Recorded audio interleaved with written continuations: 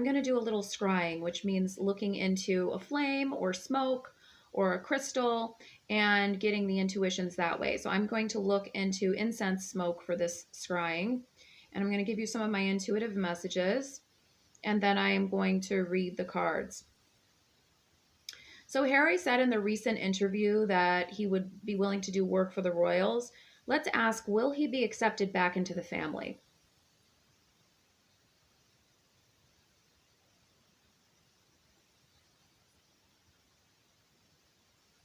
So it looks like things are kind of twisted up and convoluted.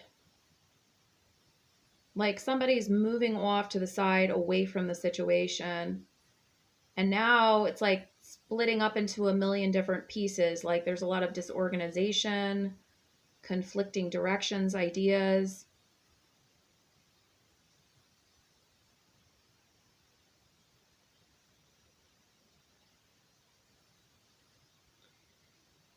It looks like there's a lot of conflict.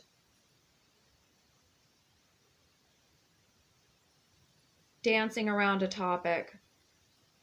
So I feel like this is William feels like Harry dances around the topic of taking accountability for how he dragged the family. And any resolution that Harry thinks he would have would end up in disagreement. It would become jumbled up. Like it would just swirl around, become jumbled up. It's interesting because the smoke was going straight up in the air, like in a shooting up straight in a line before when I did other readings, and now it's like twirling around in circles a lot more. So it's like jumbled arguments. It kind of reminds me of the Five of Wands.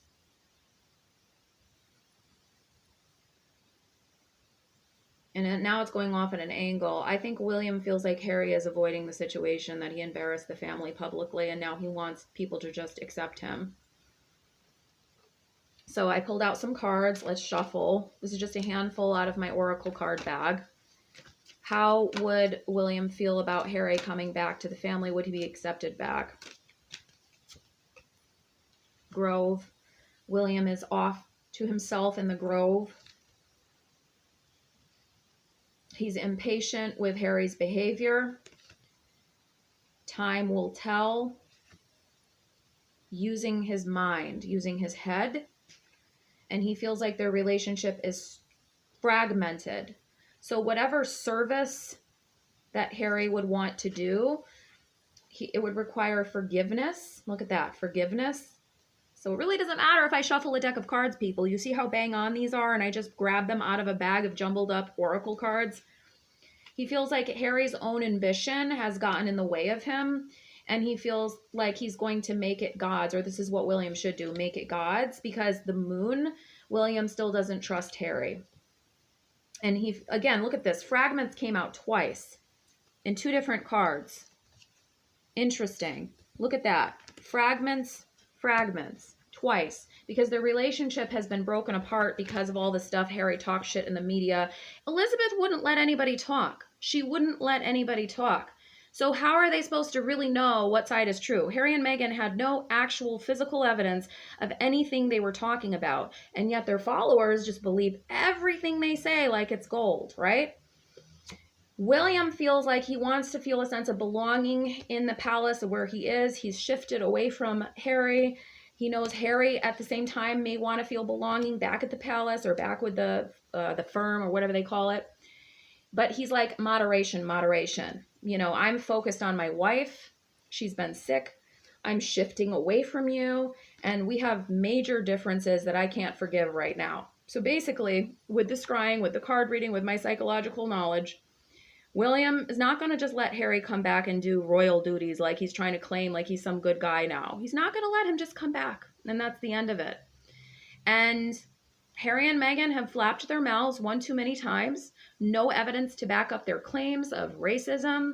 No evidence to back up their claims of supposedly being bullied. The only evidence that they really had for any of their claims is the papers, that some of the British papers that did report racist remarks about Meghan. That's true.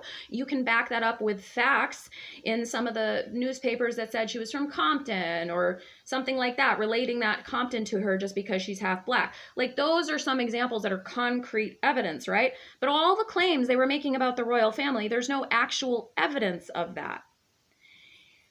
And, you know, I could go on about this forever, but you know how I feel about that, anybody who watches my channel. So basically, to make a long story short, Harry wants belonging. William's looking at him like, whoa, no, I don't think so.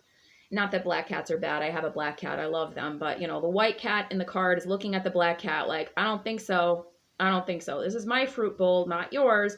You're not going to do duties for the family. You can get the hell away because that's what you wanted to do anyway when you went to Montecito and talk shit. So that's what I have. And yeah, you know, it is what it is. Um,